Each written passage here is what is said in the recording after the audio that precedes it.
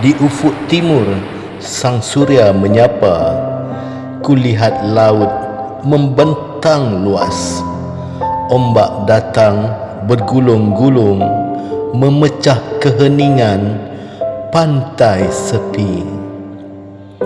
Deburannya berirama, nyanyian alam menyapu pasir putih dengan kelembutan.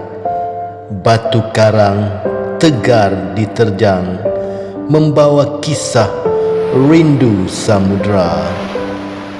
Ombak adalah nafas lautan, pergi dan kembali tak pernah lelah, membawa damai dalam jiwa. Kekuatan suci dari Yang Maha Kuasa.